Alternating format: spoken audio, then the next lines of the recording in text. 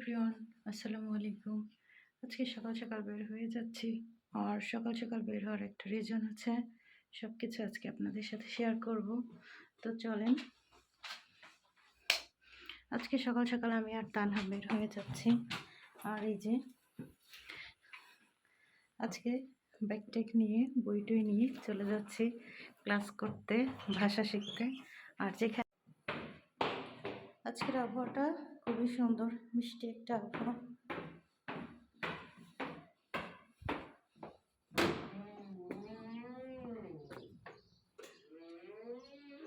এটা আমাদের বাসার একদম নিচের সাইড, ফ্রন্ট সাইড।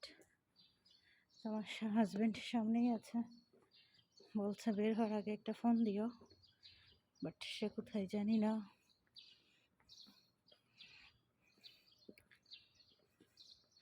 এটা বাসার নিচেই। আর দক্ষিণ কোরিয়াতে তো এখন গাছে গাছে পাতা, সব সতেজ হয়ে গেছে, ফুল ফুটতেছে, ওয়েদারটা অনেক সুন্দর। এখন কোরিয়ান টাইম সকাল 9টা বাজে, 10টা থেকে ক্লাস শুরু, কিন্তু 1 ঘন্টা আগেই চলে যাচ্ছি। আমাদেরকে রেখে আমার হাজব্যান্ড চলে যাবে অ্যাম্বাসিতে, ওর একটু আজকে অ্যাম্বাসিতে কাজ আছে, আজকে কাজের থেকে ছুটি নিয়েছে। আর কোরিয়ার আবহাওয়া শীত মনে হচ্ছে, যেতে যেও যেতে চাচ্ছে না। বাংলাদেশে যেখানে মানুষ গরমে হাঁসফাঁস করতেছে, আর এখনও এখানে শীত মোটামুটি আছে, খুব যে শীত তাও না, একটু কমছে, বাট এখনো পুরোপুরি শীত যায়নি। রোদ উঠছে কিন্তু ঠান্ডা একটা বাতাস, এই বাতাসের কারণে ভারী কাপড় চোপড় এখনো পরে বের হতে হচ্ছে। পুরোপুরি গরমটা এখনো কোরিয়াতে আসেনি। তবে আজকের ওয়েদারটা সবকিছু মেলায় অনেক সুন্দর, একটা চমৎকার ওয়েদার। আর বাইরের পরিবেশটাও অনেক সুন্দর। আর কোরিয়ার রোডঘাট সিমসাম, আর ট্রাফিক আইন প্রচুর সবাই মানে, সবাই সব নিজের দিক থেকে সবাই সবকিছু মেনে চলার চেষ্টা করে। আর এই যে বড় বড় বিল্ডিং, সবকিছু সিমসাম পরিষ্কার।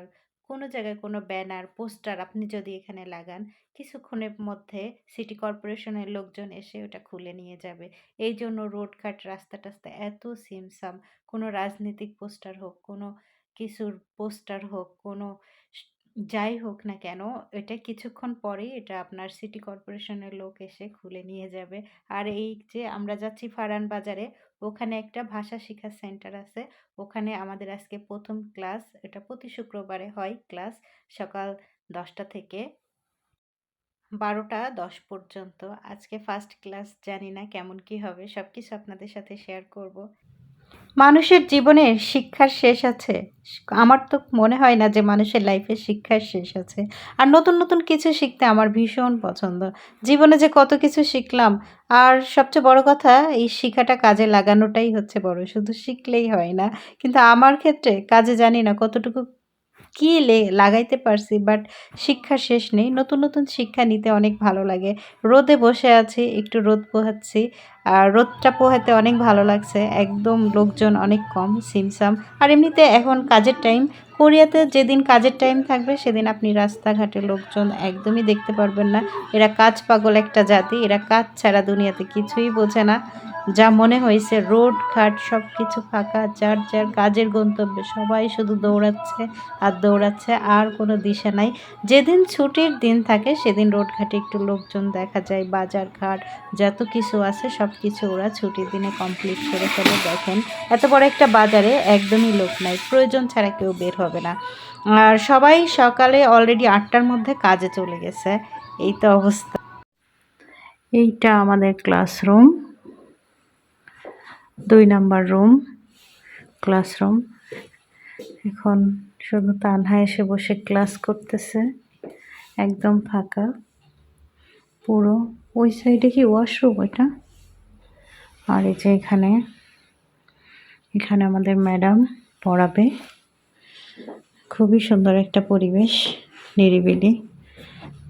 খুব সকাল সকাল ক্লাস শুরু হবে 10টা থেকে, আমরা 9টার দিকে চলে আসছি।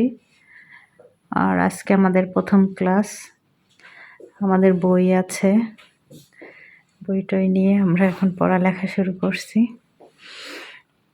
ম্যাডাম আমাদের অনেক কিছু বুঝাই দিয়ে গেছে। ম্যাডামের জন্য কি বলে কোরিয়ান ভাষায়?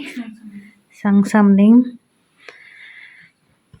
একটা ম্যাডাম আছে অনেক ভালো, ম্যাডাম এসে আমাদেরকে বুঝিয়ে দিয়েছে। এখন দেখি